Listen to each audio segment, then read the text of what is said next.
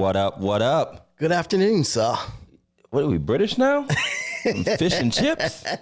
Hello, golden mates. How are you today? Okay, now you went to Australia that quick. Crocodile Dundee. What's happening, y'all? How y'all doing? What's up, y'all? Welcome to Religiously Incorrect, brought to you by Phillips Care Training, Mike Phillips and High Street Fitness, ready to get y'all right. You know, I've been watching TikTok. People been on there. You know, they got that.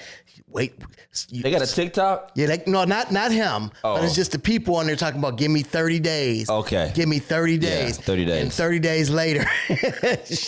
You need 30 more days. You need 30 more days. Give me 60 days. They need extension on their 30 days. Right. What's going on with everybody? Welcome. Come on in the room. Welcome to Sunday night service. How you doing, Pastor Tatum? God bless you. Good to see you. You know, if you're coming in, make sure you like, you share, comment, hit the likes, the hearts. Matter of fact, hit some angry faces too. It just helps the algorithm. Helps it out. We want the angry. Let's get some racists on here. Let's get some. Get some white supremacists. Yeah. You know, some nationalists. Trump reigns. Trump. You know, get some of that. You know, because that always meant. You know, all we have to do is say COVID vaccine in the title, and that would get us all the views we could possibly want. But so we had an incident today, Pastor Jeff, at church. You know, and this isn't like current events news, but what it really is this is how old you are. Okay. So it was Youth Sunday today at church, and we had a pretty good crowd of youth participating. Well, they decided to prepare a dance. And I came into rehearsal last night just watching, and they were doing a dance to Stomp by Kirk Franklin. Uh-oh. And first thing I thought to myself is, who picked this song? Because, you know, that was it was the stuff back in the day. Oh, yeah. You couldn't tell us nothing back in the day. But for guys like us, it's like, really? Like, this is the most worn out song. You know, not dogging the youth ministers. I mean, they did a phenomenal job. But CJ said something to me, it just broke my heart. It's like, these kids weren't even born when the song came out. Wow. And I realized that not only were they not born, but some of their parents might have not have been born when this song came out. When did Stomp come out? Didn't Stomp come out like mid-90s? It had to be in the 90s. I was in high school, and I remember it being out. So I would think. High school? Yeah. He was in high school in like the 80s. No, I graduated in 92. Stomp went out in 92. I think it was. No, man. James Cleveland was still alive in 92. I'm trying to tell you, I think Stomp was out in about 92. Okay, I'm going to look this up. When did Stomp? Lately, Stomp was not out in 92. I've been really got something going on. What? Lately, I've been going through something. I need somebody, that's really got me down. To help me turn my life around. I'm looking this up right now. Y'all act like come on, y'all know Stomp. Y'all know Kirk. 97. I was close enough. 97. Close enough. Pastor Shane got it, of course. You did go. you did go to a black school. It came out in 97, and so I'm amazed, because you know how stuff gets stale to you, but you realize there's a whole new generation that's never. And I've discovered music, then old heads would be like, "Oh man, that's." It was not until Kings of Comedy, when Steve Harvey played Lenny Williams, that I heard of it. I never even knew about it. I hadn't either. Until Steve Harvey played, and I was like, "Oh, this is the stuff." I feel like I've known something about it, like, but I didn't know the song. Right. And then it got real popular because it became like it was part of like Tyler Perry plays. Right. And the little boy was singing it, you know. But I was just amazed at how time really does fly. It does. You know, and we're really so far along, and we don't even realize how far along we are. I did put, you know, like this got to be in like the archives, like the, what do they call it, the Smithsonian or the National Treasures of the Arts. Just say what you really feel. You're getting old. I'm getting old. You're getting old. The gray hair is telling on me. You know? Listen. Yeah, you got the whole Salt and Pepper Moses and Aaron. You know. Salt and Pepper Moses. Janet says you hate that song. You know what? Why do you hate that song? That man was in love with his woman. That one and Miss You by Harold Melvin and the Blue Notes. Miss you. them songs where you just cry for 8 minutes. Mm-hmm. I mean, it's better than what they playing now. Oh my goodness. They be like, I hate you, I'm gonna kill you, I'm gonna pop a cap, and that's where I'm at, So what's your problem with the Lenny Williams song? Because I don't know of any other Lenny Williams songs, by the way. I don't know. Did he cry himself to sleep in the studio and it was over? So Janice, you need to tell us some songs you do like from old school. Some old slow dancing. What's some good old slow dancing? Oh. Girl. Listen, they would talk to you. I mean, they don't make them like they used to. They had that. Matter of fact, I watched Kurt's talking about Kirk Franklin, and his wife was riding in the car listening to Play Another Slow Jam. Okay. This time make it sweet. Play another slow. Yes. Did you see the video with Sherry said it's a horrible one hit wonder. You know what I think? See, all the old heads don't even like the old song. You know what I think? Because I'm noticing a pattern here. It seems to be females that hate this song. So I have a theory behind that. What is it? What is the theory? Some dude played this song for you and it worked. Or it didn't. No, it worked. For him. You regret it. I saw a video with T.D. Jakes and his wife. Making eyes and moans at each other in the car. And I was thinking to myself, since you mentioned the Kirk Franklin, like, okay, so who's going to be the first, like, gospel or preacher to just do something overtly T.D. Jakes did. Sexy and T.D. Jakes had a slow song. Well, no, I mean like sex tape, like something just gonna blow, okay. You know what I'm saying? Yeah, T.D. Jakes had that slow. What was the sheets? All you gonna see is some shadows in the dark and say, "Get ready, get ready, get ready."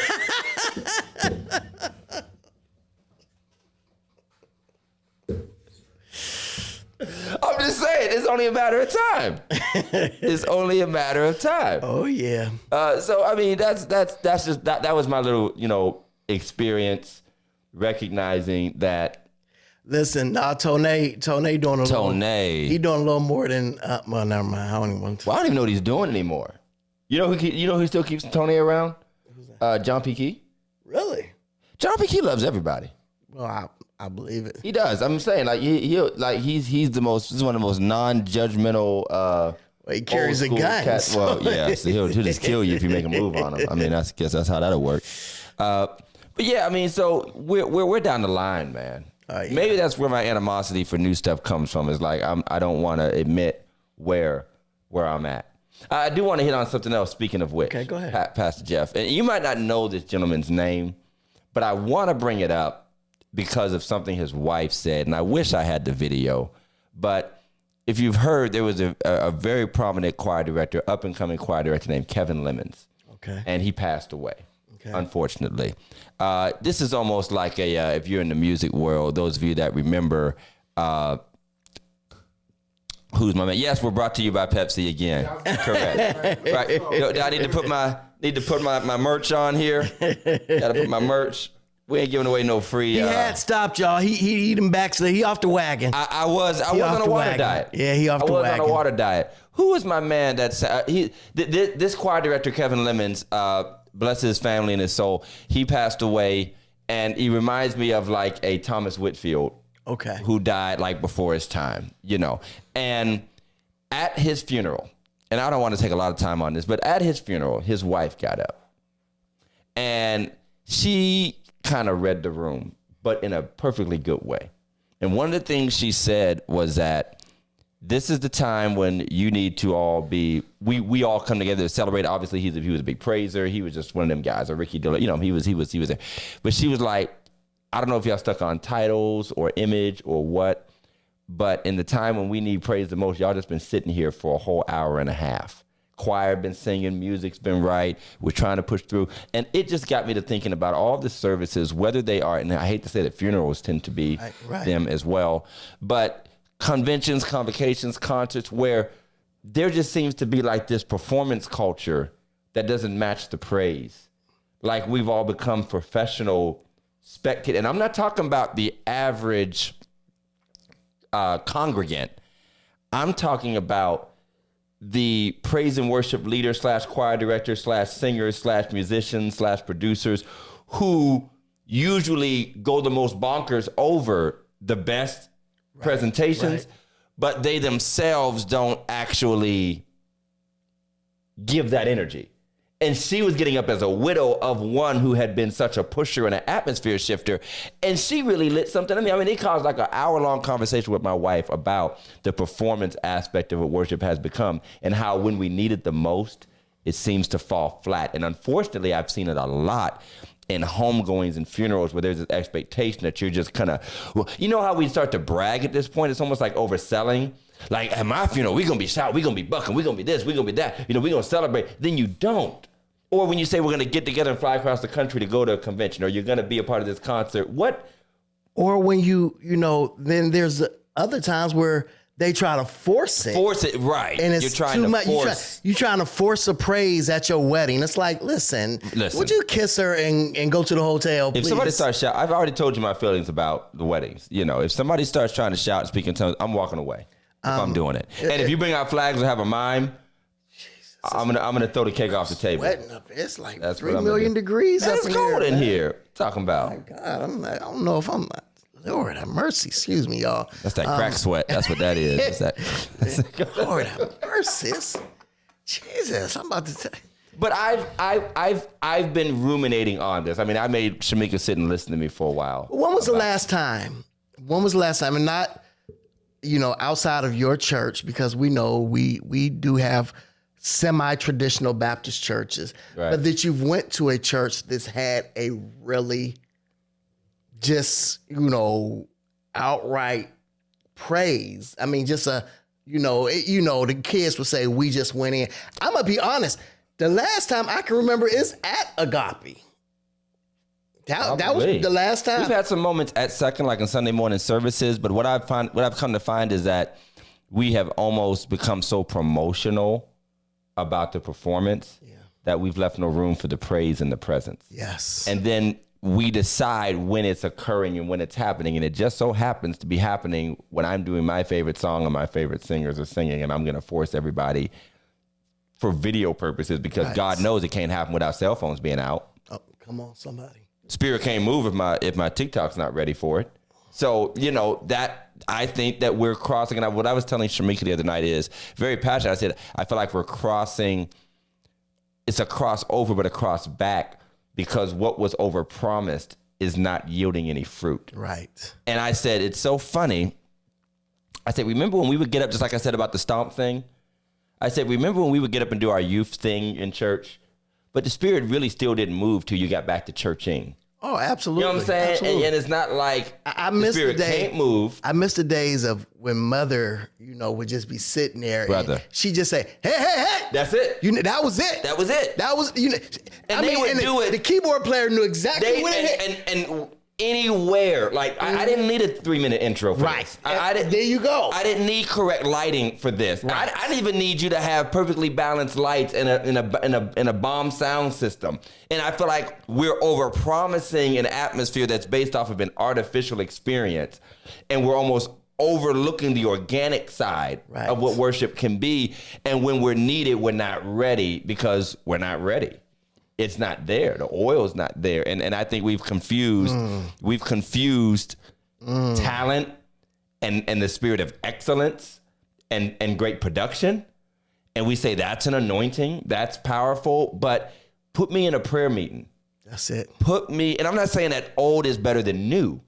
I'm saying that, and by the way, we know what it's like to be clapped over and praised over and come to the altar, but there was, again, something organic about it. It was not about, okay, the only people have to be the very best of the best of the best of the best at everything they're doing. It was whoever, man, when I would pray for my wife and, I was going to make mention of my sainted grandmother who went home to be with the Lord, and we would chase them around at these district meetings. Man, you could be literally chasing the drum set across the floor because it's sliding across the floor and having church.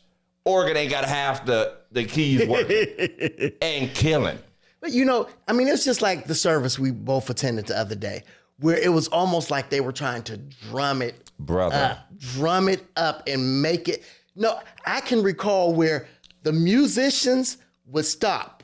The the singer would sit down and the drummer would just do a little something.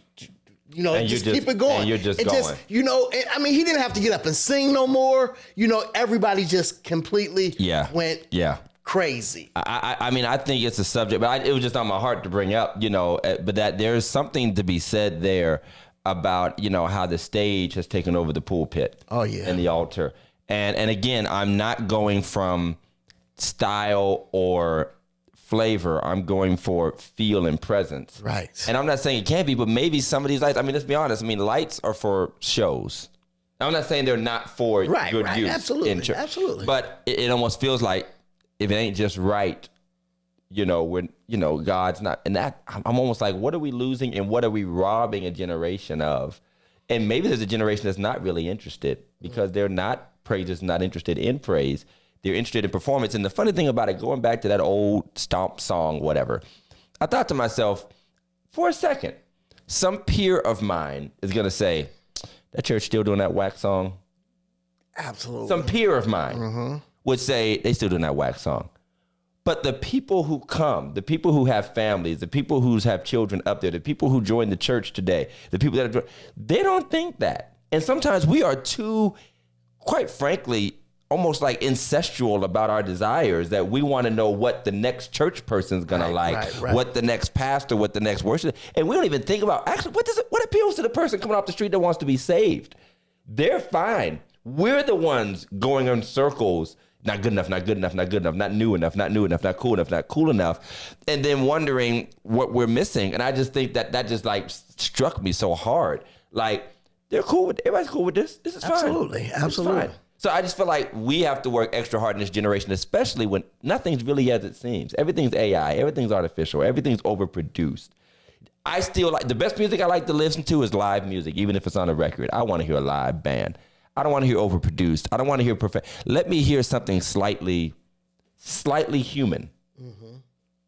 Like, I knew you didn't get where you totally wanted to get, you know, but like Jeff was singing some little ditties before we got online, and we almost quit the show over it. You know? Wait a minute, but you do remember now. Tell the truth. Uh-oh. You do remember at Agape when I sang, "When the Spirit of the Lord falls upon." Do you remember how we went in that day? I thought it was the presence of the Lord. It was one of them. And Jeff did go in. No, Jeff went in. But it wasn't. He did the river dance, as Deacon Tony calls it. We call Jeff Shout the river dance. We did not. It was not. You know, I didn't try to. I just done what I done. You did. You know, and that's how God. And that's how it's supposed to move. Oh, you know, I love it. Even when some of these older saints just sing some of these older songs that would just literally touch your soul. I've officially crossed over. I've crossed over. Give me the old time religion. It's good enough for me. I've crossed over. Sister Eva singing, "The blood still works." Come on, somebody. That's it. That's all. Them old deacons, they get the hooping and hollering. That's it. Live shows matter. And I'll say it again, live worship matters. Yes, it does. Turn the track off and just let the beat fluctuate. Now, I know we got to go, but because I think even we've even moved, especially in our counterparts, in our, I don't even know what half of their names is, but I think their worship has become a 20-minute intro. Oh, yeah. It's a 20-minute intro where everybody got to lift their hand. And I'm like, listen, if my hands stay up one more minute. I got carpal tunnel and you in here trying to. I got arthritis. Come on, let's all just. I got one good shout in there. I love it, but it's like, there has to be a limit to it. Stop telling me what to do. How about that? No, I'm serious. The same folk that told me I don't want to tarry on the altar are also telling me to, top on one foot, do this, do that, spin around. Like, shut up and sing. Right. How about you sing me happy? Well. How about that? Catch me outside. All right, y'all. We're doing where are we? I forget what we do. It's time for meme of the week, y'all. We're done fussing. It's time for meme of the week. It's meme of the week. Meme of the week. Welcome to Religiously Incorrect, ladies and gentlemen. Meme of the week.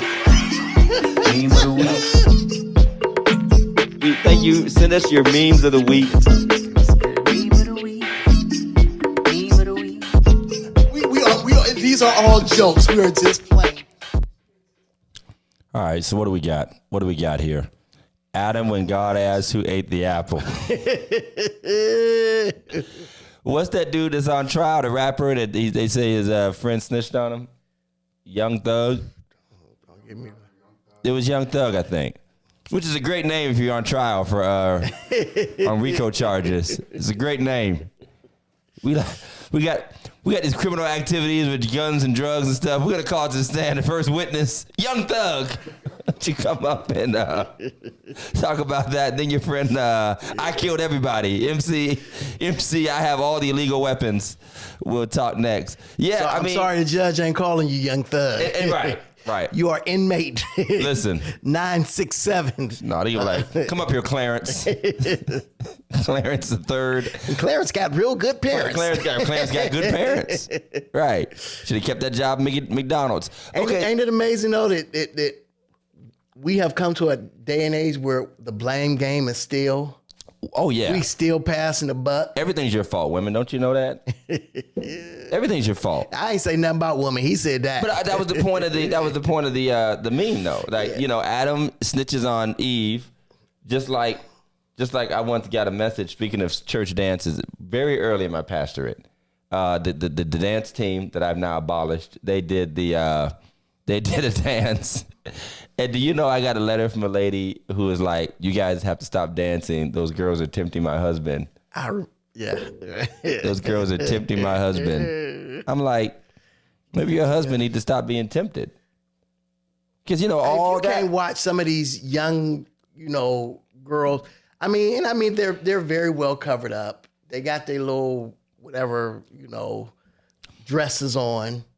I have and I'm not bragging, but I have a man filter. And it's just a filter in me that if you're a child, you're a child. Absolutely. Cheerleader outfit, skin tight, whatever. And the older I get, the more removed I am from it. I'm not going to sit here and act like if I'm 28 or even 32 and you see one of them Southern University dancers or something, and you see but the further you get away from it, there's just like an ill factor of, first of all, my daughter's a dancer and all that. So I'm just Absolutely. like, I don't want to have to shoot nobody because if you looking at my daughter the way y'all do. Y'all talking. So but ever since Adam, Ninja's been pointing the finger. I watched my daughter for years, and I completely understand. But why would you even want to look at it? Why would you want to R. Kelly it? There's a lot of sick people out there, more than we want to admit. That's the problem. But they went from pointing out over apples to pointing out over apple bottoms. It hasn't changed. It hasn't changed. That's the way it goes. Only thing I'm pointing out is some apple crisp. Apple crisp. Hungry. Listen, yeah, I am hungry too, man. Got some food waiting on me at home. You know where to send your memes if you want to send us a meme. Religiously incorrect podcast @gmail.com. You're more than welcome to send us your memes. If they're not funny, we're not putting them up. And we are seeing the same memes a lot. Can I just say before we do our advertisements? Go right ahead. I'm kind of tired of memes and skits like on Facebook. I'd rather just interact with humans again. I'm tired because it's all contrived. Well, I think it's not funny. Everything is to get numbers now. Everything, right? And the same crap gets numbers. Is to get Oh, to be honest with you, these memes are getting harder and harder to find. Oh yeah, yeah, they're getting harder. I'm gonna start doing cussing memes. I said in church that there's no such thing as cussing saints, but there are some cussing memes. All right, y'all. We want to thank our sponsors for supporting Religiously Incorrect Podcast, Phillips Care Family of Businesses, Phillips Care Lawn Services. Well, it's snowing, so you know who to call. 330-219-7916. And they'll be ready for you when the weather breaks to do all your mowing, your leaf removal, branches, and everything else that has destroyed your lawn during these storms. And while you're at it, call Phillips Care Cleaning Services. They do residential and commercial cleaning. They do carpet cleaning. They do clean outs of buildings. Just about everything you can think of, they do it. Make sure you tell them, Christian said he has some for us, and when Christian says he has some memes for us, he definitely means the cussing meme. Those are the memes he's definitely talking about. Hey, Fernando, I'm going to be giving you a call, man. The guy who done our church parking lot last year couldn't do it. They got somebody else to do the church parking lot, but he won't add in my driveway. And he won't? Yeah, he won't add in my driveway. What kind of beef he got with you? He just said, He wants to charge more? Yeah, he wants to charge more. And I'm like, Tell them Black I'm Lives used Matter. to having my driveway plowed, so somebody got to get it. Jeff is like, I am not getting a shovel. I'm about to shovel my own. Where's Christian at? Huh? Where's Christian? Boy, playing video games. Did you hear what he said? We wind that back. We need that. He Playing said, video games. I said, where's Christian at? He said, huh? Playing video games. Man, listen. That's exactly where Christian at. Hey, Christian doing his homework. Christian is doing his homework Christian right got no now. homework. You know, he been doing well. Nintendo 64 homework. So we gotta make sure we have this ready in place. We're gonna get a little snow this week. Yeah. So call Phillips. Please. All right. Today's show, we kind of dragged it out a bit because we got a special guest. Somebody better hit that dislike emoji. Hit some dislikes. Hit some angry, I'm mad at the snow dislikes. I mean, hit those for a minute. Today's discussion is called Split Decision. Yeah. And we're talking about church splits. Who says something? Oh, they flooding it?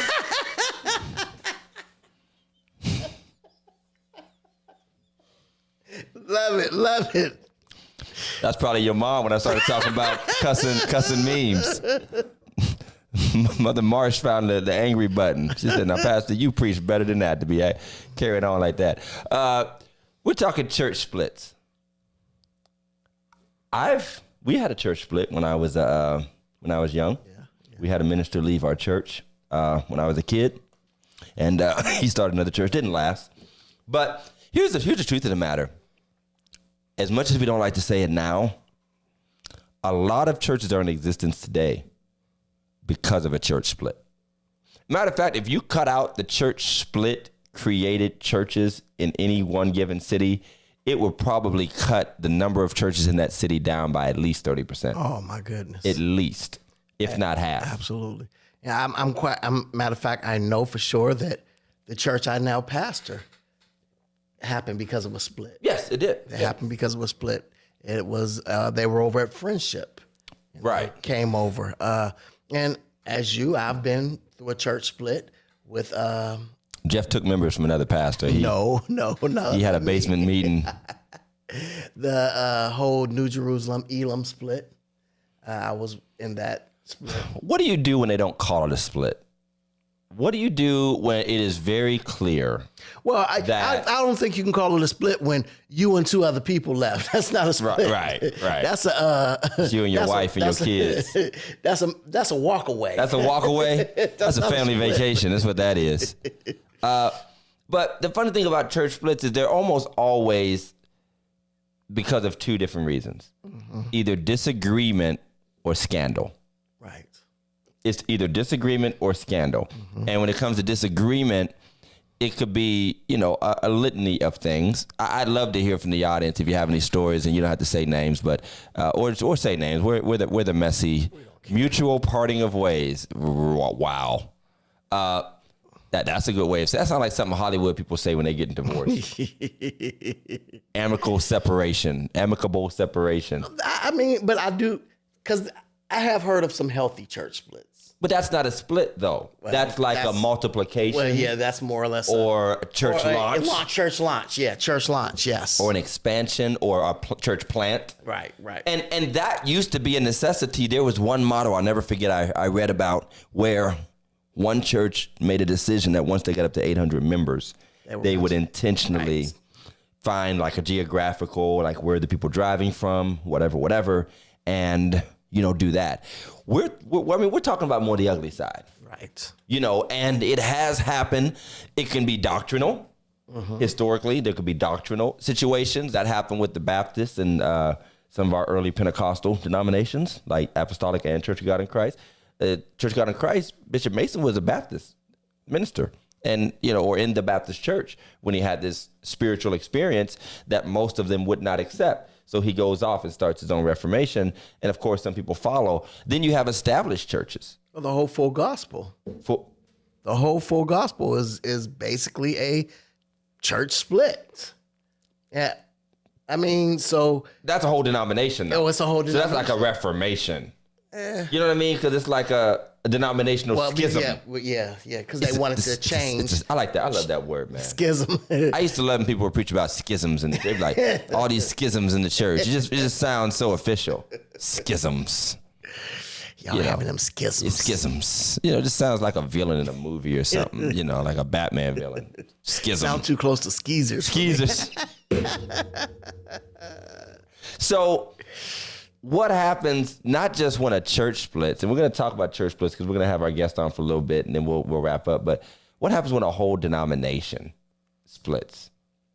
And I mean actually split, like it's tearing apart. And I've been reading, for our audience at home, I've been reading up and following in like Christian news for some time about our friends in the Methodist Church. Right. And we had already seen some splits in the Lutheran Church. They've gone through some people sort of splintering off.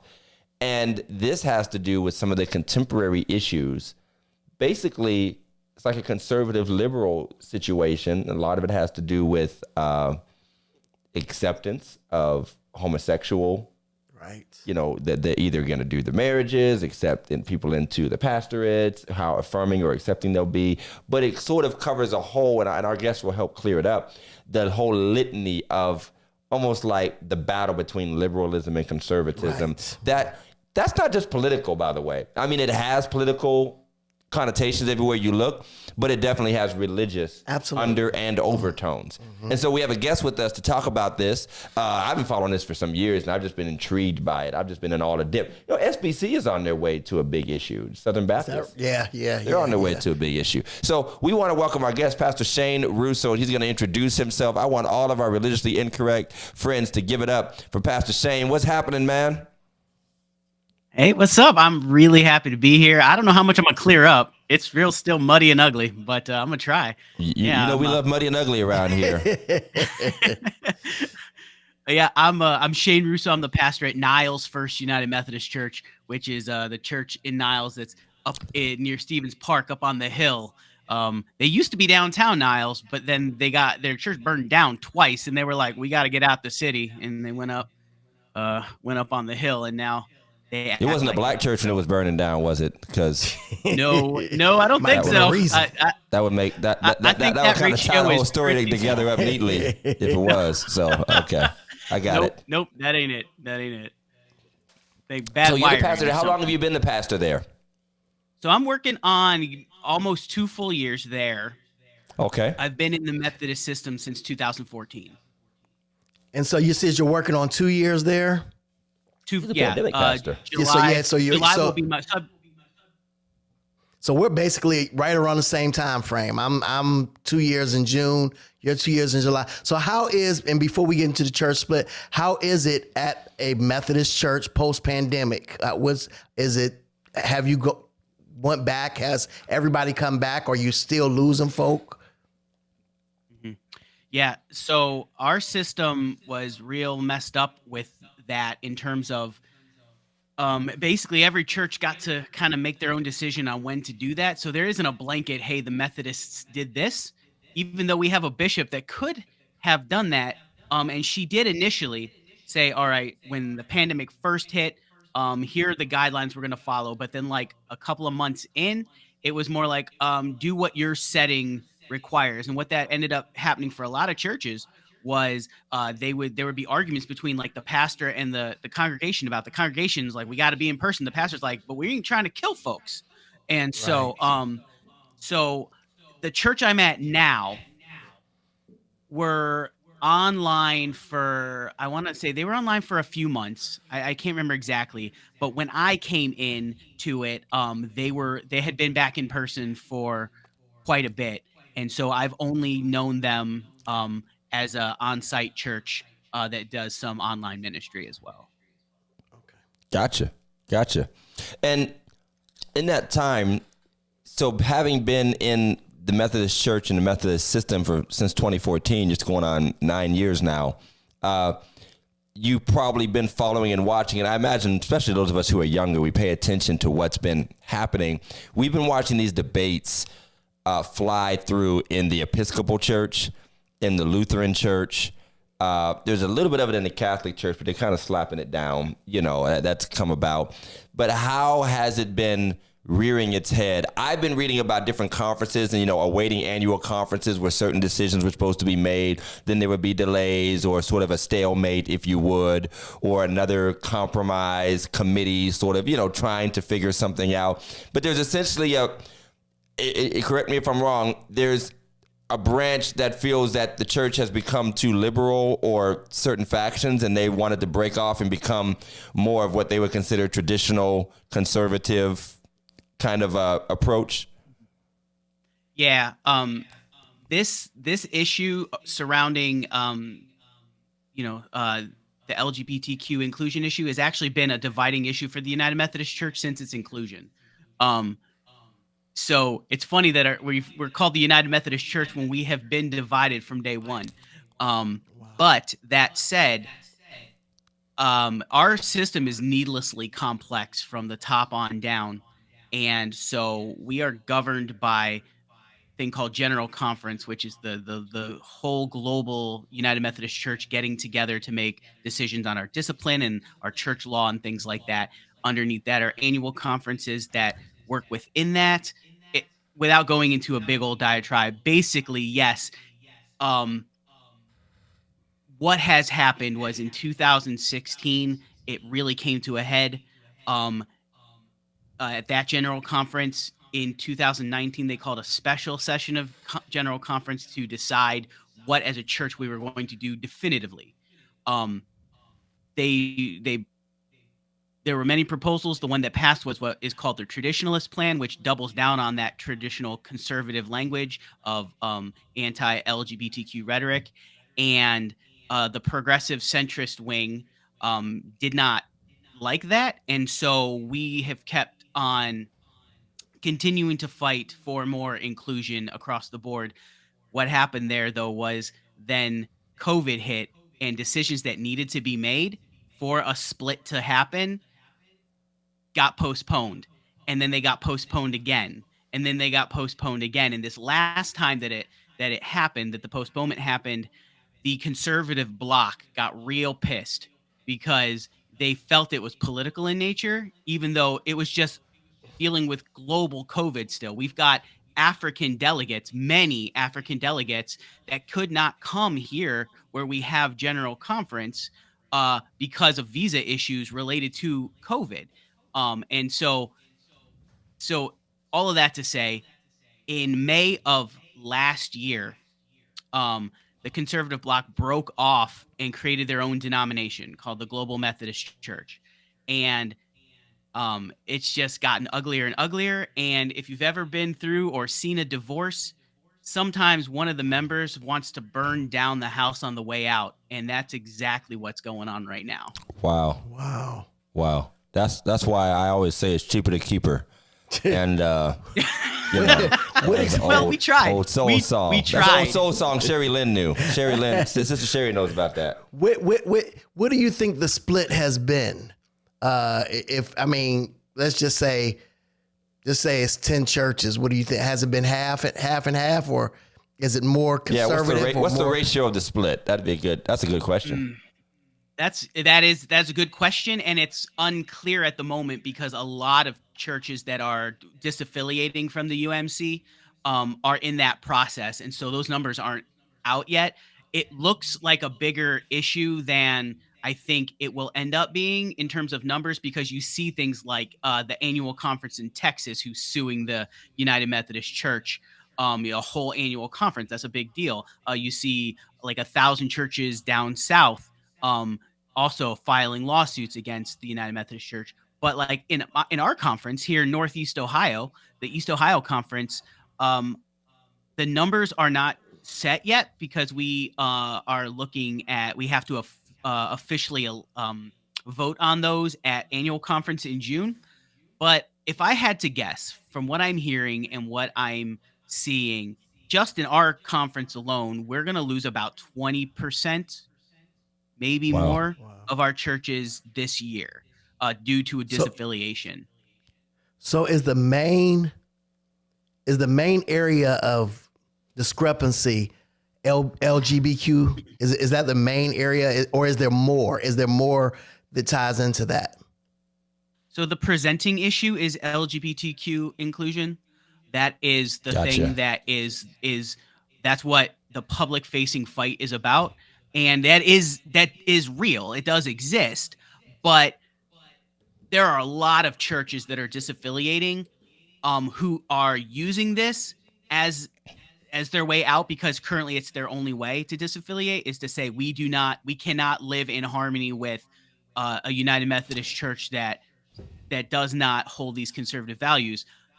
But then they'll go and say things like, we want to be our own church. They want to be more Congregationalist and less Episcopal driven. They want to keep their building. They don't want their funds to be in trust. So the presenting issue is LGBTQIA inclusion, but a lot of this is coming from a conservative bloc that just wants to be more Congregationalist in their mentality. Well, I'm glad you said that, and I'm glad you asked that, because I was going to ask how many people were using this as an excuse, because we live in a very independent era. A lot of our Baptist and Pentecostal denominations have gone through the whole non-denominational phase, where you are essentially still Baptist, you're still Pentecostal, you're still whatever, you were, but you just don't agree with the structure you've been under. Sometimes. Sorry, Tevin. Does that mean there'll be red churches and blue churches? Yes, there will be red churches and blue churches.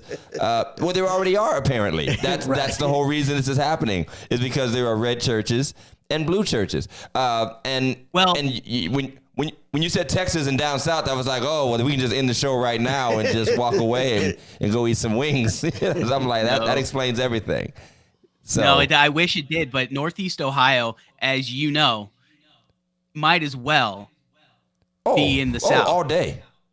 Ask an old black man. I mean, he'll tell you all day. I mean, when you said Niles, I don't want to make any Niles jokes, but I was going to say I wouldn't know where you're talking about because we don't drive through there anyway. So, it's just, it exists. And we were told about towns in Ohio that are just as dangerous to drive through at night. Not Niles in particular, because you have all the malls and the stores and stuff, but everybody else, that are just as being down anywhere else.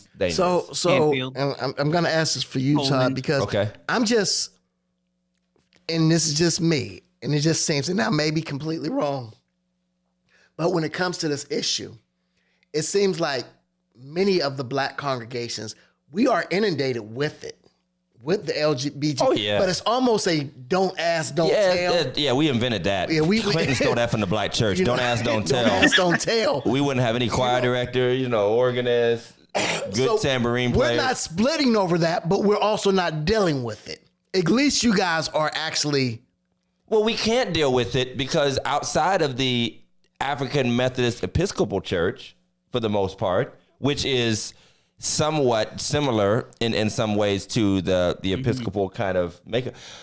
Black denominations like Baptist and Church of God in Christ and other ones, there's so much autonomy that there is no one statement. You could make a statement, and just like I'm sure you guys experienced, but I saw it in the Church of God in Christ, for instance, big time. When they start, giving advisories from the top, about COVID or whatever, there is preachers that get on and do whole videos about my bishop's a sinner, I'm never shutting my church down, yada, yada, yada. So you got people, and if you get mad at me or you try to discipline me, then I'm just going to try to close my church or disaffiliate or whatever. And it's a lot easier. But what you said about divorce, Pastor Shane, and this talks about church splits, then the question becomes, who gets the house? Who gets the property? Right, and that's actually because now there are property battles. That is some of what this is about. You mentioned something. You said something to the point of they don't want to be a I can't remember the exact words, and I want to ask you about that word. But you said a word just a few minutes ago. They don't want to be Episcopal. They want to be more congregational. No, not that one. It was something else, something dealing with the house or getting the house, or the house being a, I don't know if it was like lien or something to that nature. Well, the church, the denomination owns a lot of the church properties, right? Yeah. I said yes. So the way our system works is a church, the church building, the funds of a church are in trust, basically. Everything is held in trust to the conference, not even the denomination, but like to the conference. So if Niles First was to close today, all of the investment funds, all of the banking funds, the parsonage, and the church building go belong to the conference because we're only holding it in trust. And that is a big issue that churches that are disaffiliating are fighting, because they want to have control over all of that without any fingers from the top, say. Gotcha. Well, I have an answer. If you go back to the next conference, just tell them to write one big check to Todd A. Johnson, send it to Second Baptist Church. I will handle all of the United Methodists, because I know y'all got that old money. I know y'all got that old money, and you go down south, it's probably plantation money. So I mean, it's kind of like reparations anyway, and I know you support that. So we're kind of killing two birds with one stone. So can I just say one thing though, real quick? Go ahead. Just about. So when we look at the numbers that we see on the news, like when we see these news reports of 1,000 churches are splitting off, or a whole conference, in our East Ohio conference, we've got a large number of churches leaving, but what nobody's talking about is these churches are 12 folks, 8 folks, right, 20 folks, right. And that doesn't make them useless. But what it does is, if you frame it in terms of 1,000 churches are leaving, yeah, but 950 of them were worshiping less than 30 people, so that doesn't again, that's not like, okay, well, they're not, it doesn't mean anything. But what it does mean is that the group that is leaving, and the group that has preyed on these smaller churches in a lot of times rural communities who are already very homogenous anyway, they are being preyed on with this idea that, come over here because we've got your best interest in mind, when in reality, you don't build a denomination in a church by poaching other people's worshipers and by poaching other people's churches. If the Spirit has really called you to leave and do something with yourself and to make a new denomination, there are millions of people out there that need to hear your message. Go mess with them and stop screwing around with us. Oh, preach the gospel, brother. Preach the gospel. Ooh, well, I'm gonna disagree with you there, because I built the whole church out for poaching everybody else's members. So come over here. Our music's better. We got a brighter screen. We got coffee in the lobby.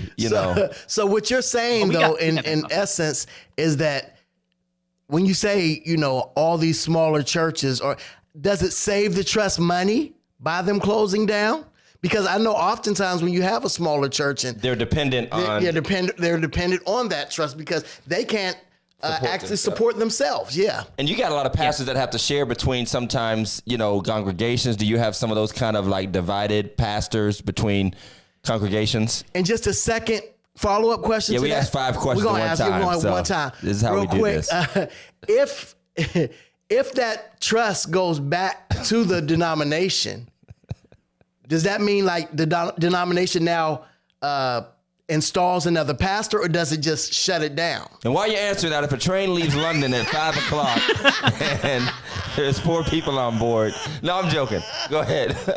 Yeah, so let me see if I can answer some of that. I don't know how much money. There are people who get paid a lot more to know this than I do, but I don't know how much money it saves the church by not or saves the denomination by not having these smaller churches. It may.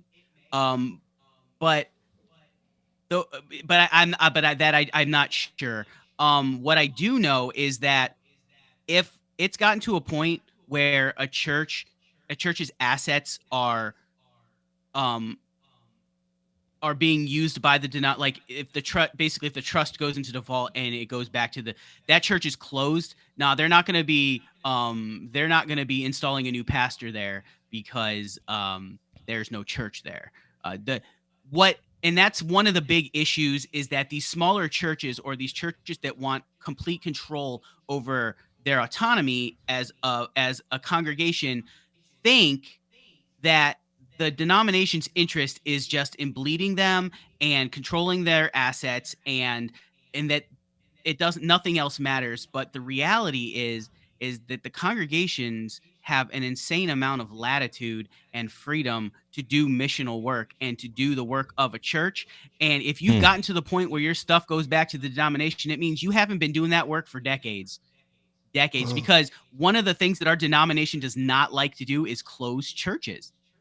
That is why you end up with 70 churches in a conference of, 10 people. because they will let them go until literally they cannot pay another bill, until they cannot. And some of those churches have pastors who are just lay people filling in, which gets to that other part of your question of, we've got a lot of pastors in our system that have multi-point charges, is what we call it, when they have more than one church that they're responsible for.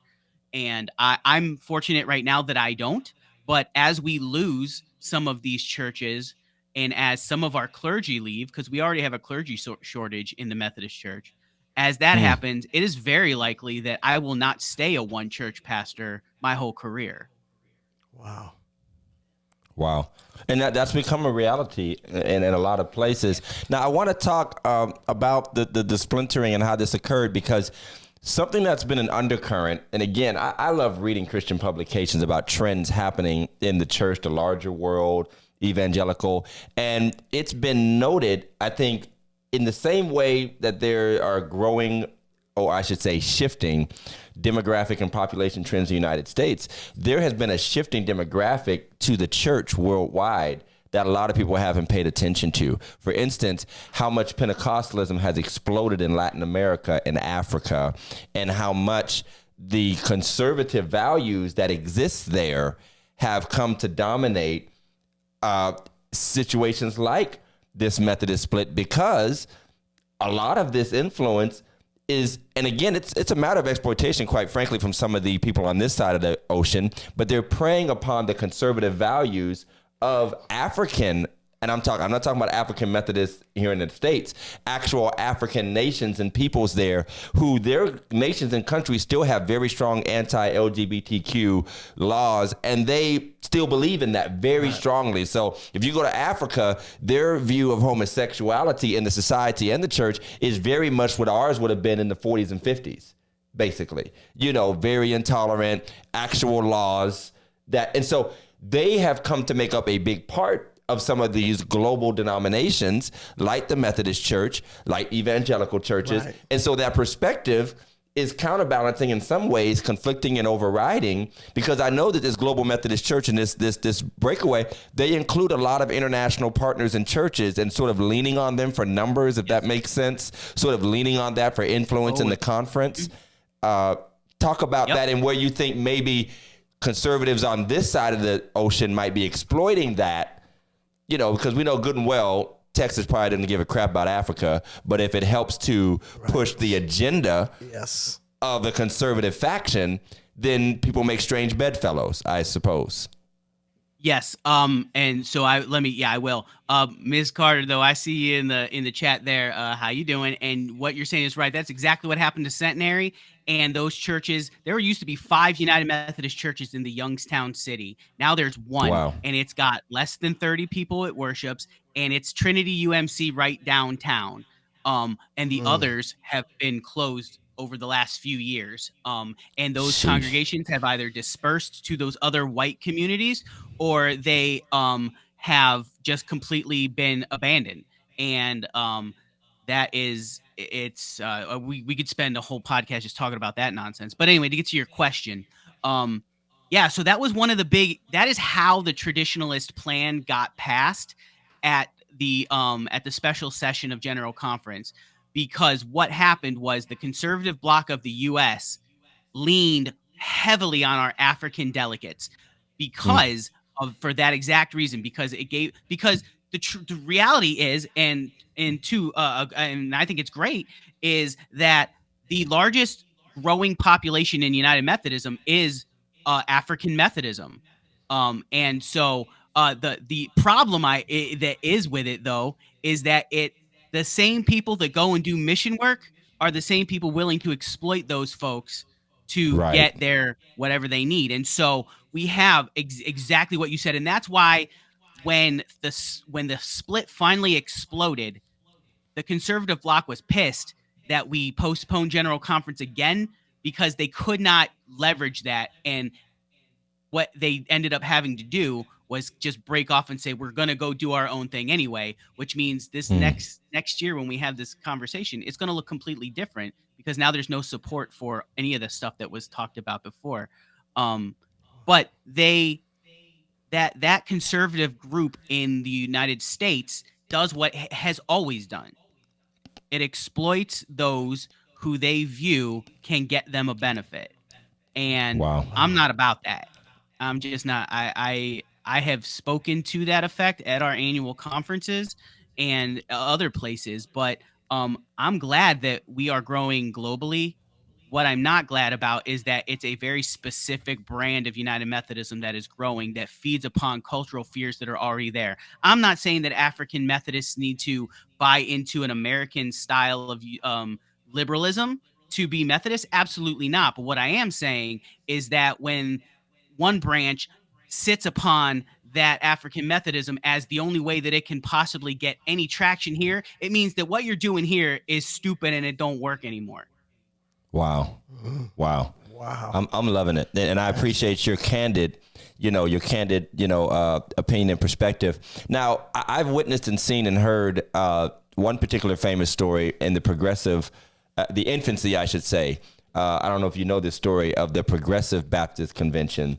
I don't know if you know this story. Back in the 60s, it was actually an effort by Dr. Martin Luther King and Fred Shuttlesworth to push the National Baptist Convention in a civil rights direction. I don't know if you know about this. So it basically came down to who was going to be president, and either a pro-civil rights president, pro-social justice civil rights movement president, or kind of stay in the vein of kind of being neutral, as the majority of black churches were during the 50s and 60s. And there actually turned out to be in that convention like a violent encounter, and somebody actually fell off the stage and died at this Baptist convention. Are these getting that intense, or is it just a lot of long speeches and contentious words being said, and you get a chance to come to the mic and say whatever you want to say? Or do you need a couple brothers to come down there and knuckle up? I mean, that's what I'm really asking, because it's been a while, and I can grab a few Red Bulls and drive wherever you'd like us to be. So... And I want to address a comment that we have. I want to address that after your answer. So first of all, let me and Pastor Jeff know if we need to knuckle up and grab, that thing Shane, and come down there. I'm from Youngstown, baby. I got you. You already know. You know what I mean? You already know. I mean, it is. Yeah, legal, illegal, it don't matter, Yeah, I'm from inner city Cleveland, so we He's know. got it. He's got brass knuckles. We know we do. No, I would say that for the majority of folks, it's just a lot of speeches. They can be heated, impassioned speeches for sure, but it hasn't come to violence yet. I don't think it will. I like that yet word. Stay right there, brother. Put a pin in that here's yet. The thing. Okay, so I got in trouble this week. Rosetta says she wants some action. That's what I'm talking about. Yes, action. I got in trouble this week because I'm about sick and tired of predatory campaigns by the right to pick off our weakest members. And they sent out an email to some of our weakest clergy this week. And I basically sent back to them, kindly go fuck yourself, is what I said. And, my bishop was like, you can't be doing that. But you can't do it on the show either. So we just got canceled. Canceled. I apologize, Lord. I repent. But I appreciate it, because I had a whole sermon about that today. So, okay.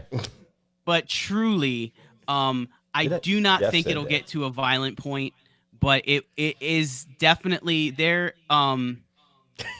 There are a lot of passions on fire, and I do think that the split that you see in the church is very much mirrored in society. So I will not put any possibilities off the table with what we see in non-church culture. A lot of those folks claim to be Christians, right? So how can I put that possibility off the table? It ain't going to come from me, but it's not happening yet, but that doesn't mean it won't. I feel you are a Black Baptist pastor. Yeah. You are a Black Baptist. Let me. I gotta formally apologize to anybody that's offended. Because I know we have people of all different types watch the show. I apologize. But we appreciate your candidness. If y'all went to second, y'all heard a whole lot more. No, you haven't, because I'm talking about you. Before me? I'm talking about you know who I'm at. The old schoolers. The old school. Listen, schoolers. Real quick, before we get to Scott's question, this question might sound crazy to you, but I need you to just hear me out because I'm going somewhere. Do you make a lot of money as a pastor over there in the Methodist thing, denomination? And the reason why I'm asking you that is because if you was to slide a couple of these churches that's about to close, it is a young black minister mad at his pastor right now. Oh my goodness! Looking for a church. That will look for a church. Looking for it, and you could probably get some money off this thing. We could do some give and take here. I'm trying to help you out, brother. Go ahead. Yeah. So Rosetta said it real clear. No, I do not. There's a big disparity. There's a big disparity of pay among pastors, just like in many professions. We have some clergy in our conference making six figures. I make barely above minimum, and our minimum salary for a full-time clergy in the East Ohio Conference is the second lowest in the nation. Now that said, do I make more money than either of my parents did growing up? Yes, I do. But if I had to support my three kids, if something happened to my wife and we didn't have her public school salary anymore, I would be sunk. There's no Scott, way. go ahead and put up your Cash App. Yeah, go ahead and put it. Yeah, this is about the time we take up an offering.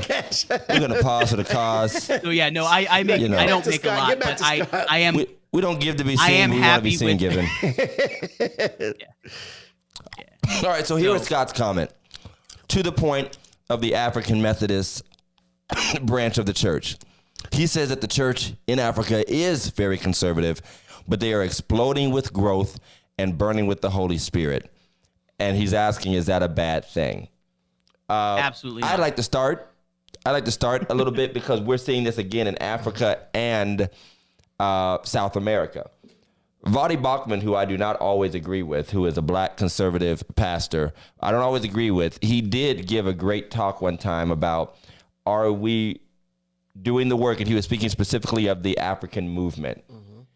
He was pointing out that a lot of it is based off of primitive Pentecostal movements that once permeated the United States, and it's actually very, very reflective of, in a lot of ways. I'm not saying the Methodist movement is this way, but the explosion of basically an evangelical brand is almost mirroring the health and wealth, prosperity, TV ministry gospel. And he's saying, are we being preachers or shamans? Mm-hmm. And what he was saying was that preachers, because there is a tradition of that in Africa, are replacing the shamans as basically the promise makers, where instead of going in the tent and getting a special ointment or leaf or voodoo, whatever you want to call it, I'm not going to pretend like I know the culture. Instead, now you go to the big church rally. And that's why so many American ministers love to go to Africa and go in front of these giant crowds where they believe literally everything you say. That's it. And all of the claims of healing and this. And I'm not saying that genuine ministry and gospel preaching isn't happening. I'm not saying that. I'm just saying there is a lot of exploitation, and that is being called the explosion of the Spirit. And I'm not saying you're referring to that, Scott, but it's been noted in the poorest parts of Africa and South America that has become one of the centers of explosion, is the promises to a very broken people. That sounds a whole lot like promises made to broken black and poor white people. Come on, sir. At, in certain times in history in America, where give me this and you'll get that. God will bless you if you do this. We can lay hands on your child's, the AIDS-ridden child, polio, all the smallpox, and they're all going to be healed. And it has created chaos that we have yet to even see the true results of. And I don't know how the Methodist Church in Africa is presenting itself and what spiritual practices it engages in. I would assume there is some uniqueness to that. But my answer is, every explosion ain't fireworks for to make you say ooh and ah. Some of that stuff might end up burning you up sooner or later. Absolutely. And that might not be a good explosion, because Lord knows, I hate to say it like this, but whenever you transfer certain brands of Christianity to dark places and to dark peoples, it's very rarely actually a healthy thing. Yeah. Somebody claimed that colonialism was an explosion of Christianity in the world too. So, yeah, that's just me. Well, and I think you want to answer that. I think the Methodist Church. Yeah, I think the Methodist Church has tried. United Methodist Church has tried to really be cognizant of not being colonialist in their mentality. However, that wasn't always the case. That's a recent phenomenon.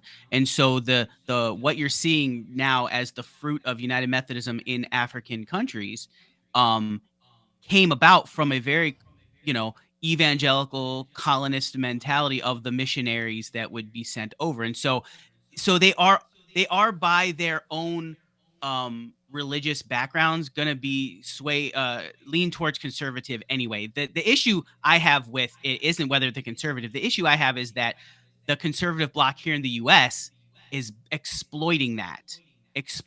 this one piece of agreement and saying, what can we get from it?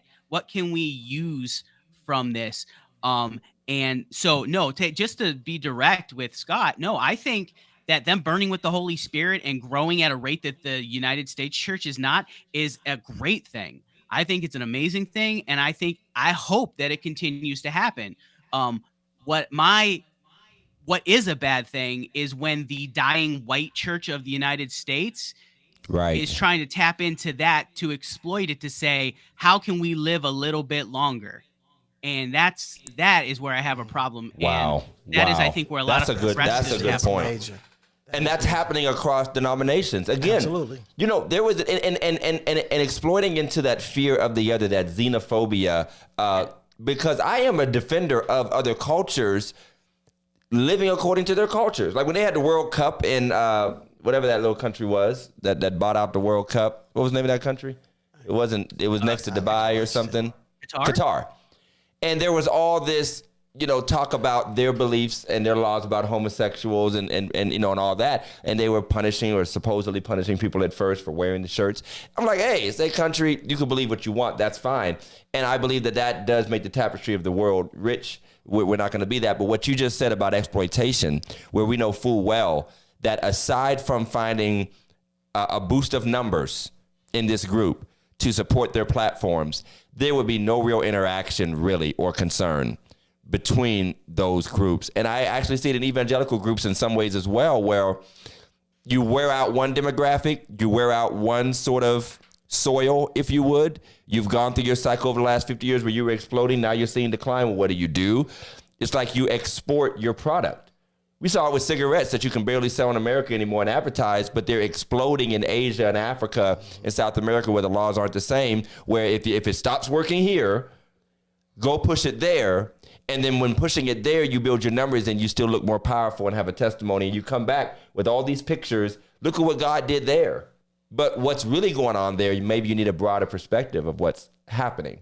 And our Lock Carry group gives us a lot of that, of what's really happening. So, Pastor Shane, I love that and appreciate that, what you've shared with us. And I want to give some love to his phrase. We didn't name the show this, but he said that somebody had messed up and called the church the Methodist Church. And that's been like an earworm now. So you're not Methodist anymore. You're Methodist. Methodist. I think I know a few saints that go to the Methodist Church. Some of them go to the Syncretist Church. Yeah, well, it's my mess. It's my mess, and I love it. But so, do you see yourself ever leaving the Methodist Church or the Methodist Church because the fight just becomes too much of a distraction from ministry? I'm gonna have to be real careful because I'm going up for ordination soon. But oh, never mind. No, I think, don't say it. No. Well, if the cuss words didn't do it, I don't know what's going to do it. So, no, here I think if it got to a point where my desire to see social justice really taking root in bigger ways was like, that's just never going to happen here again, I wouldn't stick around any organization that does not view the world through the lens of Christ. And if you are only worried about holding on to your own power and trying to embolden your position in the world, then you aren't doing what Christ called you to. And I'm not here as an agent of the United Methodist Church. I love my United Methodist Church because I love our theology. But at the moment they stop being useful as instruments of Jesus, I will find a place. I will take my talents to South Beach. I will go where the Spirit calls me to go. Love it. I love it. Yeah, and I think that we all have to be centered in that way. And there's no doubt that there's a trap for all clergy. But what would I do? Where would I go? Go ahead. What was you going to say? If my bishop's listening, though, I didn't say none of that. So You didn't say none of that. Yeah, my bishop's listening. Bishop Tracy Smith Malone is listening. I love y'all. Don't. I didn't do that. Right. Scott does ask a fair question, Pastor Jeff. Is it fair to say also that the white church in America moving to the left is also a move to keep from dying? So those sort of leftist liberal denominations, if they believe the UMC, the Lutheran Church, is going that way, I think to a point that exists. You gotta understand, a lot of us are tired of, we're tired of people taking on those positions and kind of as well. But I think that everybody does have a self-interest. You have to. It's just a part of humanity. It's part of being human. It is. And we all got to find it within ourselves. And that's what he's saying. I think even with Pastor Shane is saying, is my self-interest is in this, in what we're doing and in our like-mindedness and in and what all that organization is doing. So if that organization decides that what they're doing is against his self-interest, he has a right to bounce. Right. So and those churches are going to make, as whole denominations and churches are going to make those shifts. What I would say off the record. Well, not with our millions of listeners, we're not. But I would say that if you look at churches that go more liberal, and no, I don't agree with everything. I can't say I fully agree with the stance of the UMC and those that are fully affirming. I don't see that. I don't know what it's going to look like one day when some of our traditional black denominations have that get to that level where we might ride by a church to see a flag outside, and what kind of turmoil that will have. Because it's coming, it's going to happen. It's a smaller movement right now. We saw where Carlton Pearson went, Yvette Flunder. There were some others that have really affirmed, but it hasn't gone like public yet. So it's interesting to see where that's going to go. But I just love the interesting. I'm a bit of a sucker for church politics and church shifts, atmospheres, how things are changing, how you like living in history. And Shane, you've given us a great perspective. And Lord knows, we're going to have an African Methodist pastor on next week and talk to them about why all the gays are going to hell. On Todd? No. Todd, he's not across the street from Pastor. No. He's been gone for a minute. He has a different job now, and I think he just serves. I know who you're talking about. Okay. I know you're talking about. I'm not even sure that's his position. I was talking about like an actual. Right. I was going to call into Africa and like talk to somebody, But he was an African. He's a Methodist. Yeah, he's a real African. Yeah, he's a Methodist. He was at the Free Methodist Church on Todd Avenue. Yeah. So we're just calling out churches randomly now. That means it's time to go to bed. So Pastor Shane, I really appreciate you. Thank you. First of all, for being a watcher and a listener, and secondly, for giving us a unique inside perspective. And I like what you said at the very beginning. There really are no answers to give fully right now because it's so muddied right now. And that's almost like the story of Christianity in the church. It's always a bit of a muddy, unclear picture for all of us. And but I do appreciate your candidness. And let's give it up, everybody, in the comments. Give me the hand claps, the hearts. Give Shane some angry faces. I mean, if you really don't care for him, that's cool too. Give him some angry faces. They're gonna give him angry faces over that cuss word. That's right. I'm gonna get called to a meeting. I might get a letter. If you get a letter, you can forward it to me. I'll be fine. I will apologize if I bothered anyone. You're really going to turn them. Man, thank you. Everybody give it up for Pastor Shane. We're going to take him out. Hey, stay on if you can. If not, I'll pull you back in and talk to you later, man. But we appreciate you, man. Thank you so much. Absolutely. Thank you. Thank you very much. I was real happy to be here. Oops. Peace out. We brought him back. Okay, great. That was interesting. It was very interesting. That was a lot deeper than I'm mad at you. I'm going to go have church at the Y. Right. Because that's basically how we split church. It's like, I'm going to take me and my kids to the Y. I mean, just to know that, if it does close, all their money is in a trust. They can't just take with them, Let me tell you something. I'm finding whatever deacon has the bank account. The treasurer be my best friend. The treasurer, say, listen, it's about to go down like this, But I mean, it's interesting, and there's always been. The crazy thing is that or maybe it's not even crazy. It's somewhat frustrating that whenever things like this happen, people who'd have like no perspective don't know that this is actually a cyclical experience. It's like what happens at the local level and the national and global level. There have always been shifts and changes in the church according to differing opinions, thoughts, transitions, progressive, whatever you want to call it. I would just say that when it does happen. Jason said he got more members. He might have got some of my members because he cussed. When it does happen, let's stop saying you're taking my members. They're not your members. None of them are your members. They aren't your members. Yeah. If they decide mine are my members, but the rest of y'all. If they decide to go, they're God's sheep. let them go. You know. we only say, I take the sheep, you can have the goats. That's what I like to say. No, but you're right. And you're right. And people are entitled to their own opinions. I mean, we are so stuck on our version of rightness. And sometimes we don't trust that God will sort all this out in the end, and you should really just live according to the deepest convictions that you can hopefully scripturally come to. But that's a deep one, you know? That's a deep one. And again, and truth is, they only your members when they was tied. Yeah. If you ain't tied, you ain't my member. If it was somebody who just joined and was half a crackhead, you let them go. I decide who's my members after anniversary time when I go through the checks. Those are my members. Rest of y'all, no. But then all of our traditional denominations are declining. Methodist Church is having its struggles. Lutheran Church, Episcopal, Baptist Church, all different types of churches are, like I said, these churches that are seeing growth, they're seeing growth in other countries. Right. They're mostly seeing growth in other countries. So there's a lot for us to consider and think about. And how is one half a crack? In the black community, you could be a lot of things.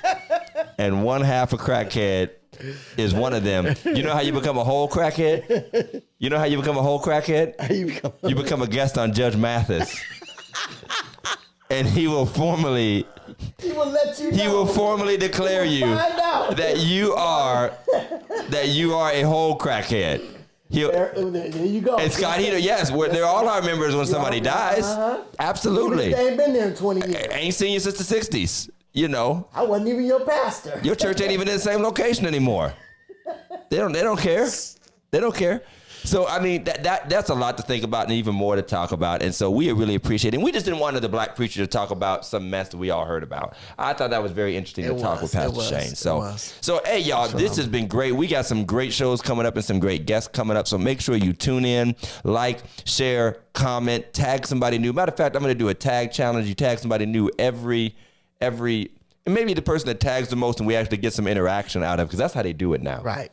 If you do like a referral program, they got to stick around for 50 days or something before you get paid. Like if you tag somebody and they become a viewer and they start commenting, we'll send you a shirt. It's like the RIP referral program. I like that. I've just made this up. Yes, the RIP referral. The RIP referral program. Refer a loved one to RIP. You know what? Valentine's Day is coming. Refer somebody to religiously incorrect. The best gift you can give them is say, hey, listen. But wait, there's more. You'll get a T-shirt, a hat, and maybe a coffee mug. Yeah, correct. An insulator that used to be nice in the 80s, but here it is. I think that'd be a great Valentine's Day. Hey, honey, I didn't get you any flowers or chocolate, but I got you all these episodes of Religiously Incorrect that you can watch. 3 years. We can sit by the fire, sip some champagne. 3 years of and episodes. Listen to 3 words. Listen. 3 years. If you're not making love by the first 30 minutes, you're doing something wrong. It's you. It's not us. I'll make love. Here it is. There it goes. Why put on Barry White when you can put on Religiously Incorrect? I mean, this is are the soothing voices of Pastor Todd and Pastor Jeff. Get ready for our cookout episode. We're going to do a cookout episode. We're doing a cookout. We're going to go on the grill. Me and Jeff are going to have a grill off with my secret steak spices. With my secret steak spices. Hey, I swear. Hey, yo, Todd think he's Chef Boyardee for real. I am. I'm sure. Got all kind of spices I'm at the Chef grill. Black RD. Yes, and we're gonna have a cook-off, and y'all worried about me swearing. I love it. Better get a gift receipt. Hey, y'all, we gonna cut out of here. We love you guys. We'll talk to you guys soon. And thank you all for your comments and for tuning in. Big Mike, anything you want to say? It's pretty interesting. Shane was pretty cool. Does Facebook have a bleep feature? Because we might need it.